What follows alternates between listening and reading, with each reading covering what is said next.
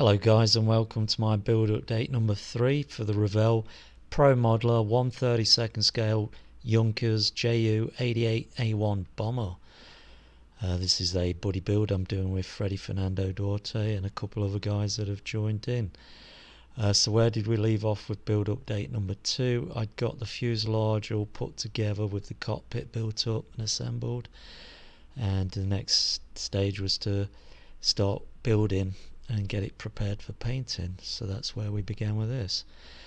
So I got the wing assemblies, put all the parts together for the undercarriage housing, assembled those onto the wings. That's the port side wing looking from the top front, and then this is the underside. That's all in place.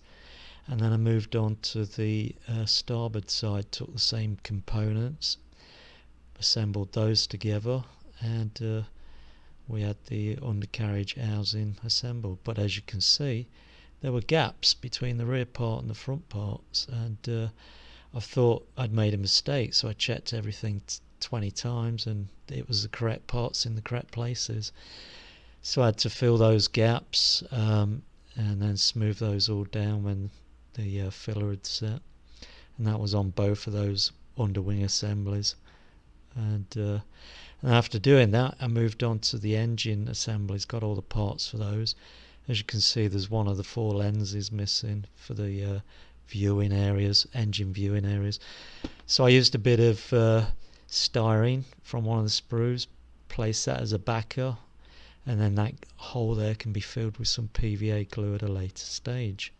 So with those now completed, the engine assemblies, I can start assembling the wings. So I got all the components together, the flaps, ailerons, actuators, spacers, and started off by building up the starboard side wing.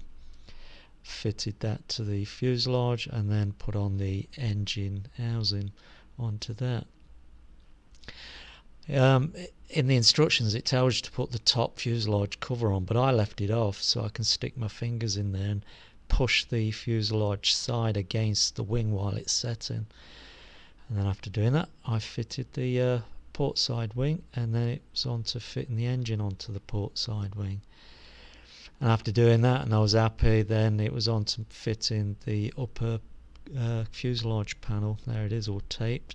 Next was the rudder and the vertical stabilizer, and that was followed by fitting the horizontal stabilizers and the elevators, and they're taped in place till they set in the correct position. So that's the plane built so far. Next was to put the flaps and ailerons on. So I started with the starboard side. I put the spacers on that go on there before you put on the flaps.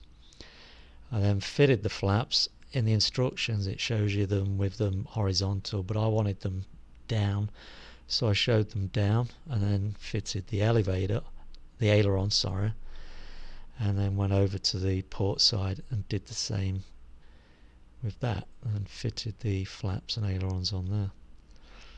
Next it was fitting the actuators for the ailerons and flaps, and because I'd angled the flap down, I had to sand those down to make them fit correctly. And then I moved on to the port side, and that's the port side all with actuators all fitted on that way. Next I got the 2 parts together that make up the fuel dump assembly and fitted that on the underside of the tail. And then I moved on to the lens on the port side, the navigation lens. I fitted the light, painted it silver inside there, and then I fitted the cover lens. So then I went on to that engine missing lens, and I filled that in with some PVA glue. Next it was to fit some parts into the front forward cowling, engine cowling, and there you are, everything's in there. The compass didn't have a decal or anything, so I painted that, and you can see it's painted and gloss varnish there just to finish it off and make it look decent. Next I masked all the canopy sections and got everything together. That's all the underside canopy sections, and this is all the top side canopy sections. I then started fitting those sections, started off with a rear fuselage, over the radio housing. Fitted that, and then fitted the front upper engine cowling that has the instrument panel on the underside. I then had to do the gun sight, so I took that off the sprue, cleaned it up, fitted it in place and painted it. And after that was painted, I then flipped the plane over onto the underside and fitted the underside canopy housing. As you can see there's a little gap in that corner that needs attending to. I then fitted the front nose canoper. There it is in place. It's just a little gap there you can see that needs attending to at a later stage. And then moved on to the upper rear engine, canopy housing. I put the two side windows in, fitted those, and then I moved on to the underside sections again. And this is like the housing where the pilots climb into, and that rear part is the doorway that hangs down. So I glued those together, all those parts are glued there as you can see, and then glued them onto the underside of the fuselage. And then last thing I did was the doorway that the pilots will climb into. I temporarily located that. I then moved on to all the guns, machine guns, assembled those, painted those. One of those has to go into the front canopy, upper canopy. But before I assembled it, I cut the barrel off because I don't want it breaking off. But that cut will be hidden because there's a shroud, and there's a shroud fitted. And I can just slide the gun barrel into there. I then had to fit some other components into the underside of there before I could glue it onto the canopy, onto the fuselage, as you can see there. The rear upper one is just temporarily located because I want that to be removable.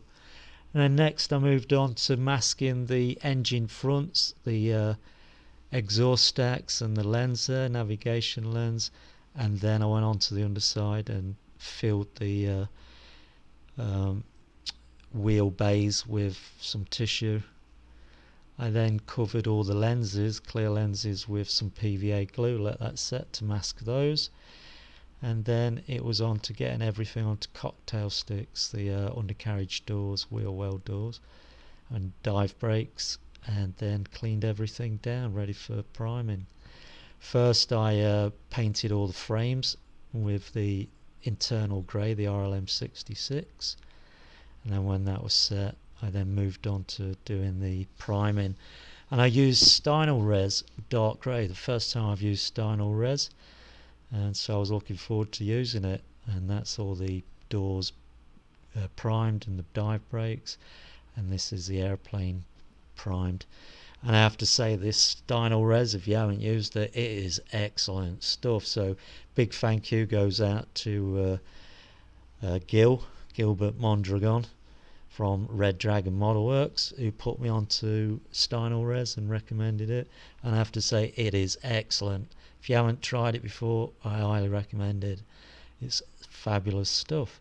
So that's it for this update, guys. Next for me is to start painting and decaling, and then I'll see you at update number 4 when she's all painted up and she's decaled.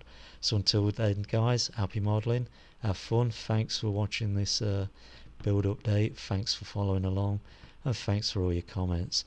Till the next one, tally-ho, guys, chocks away.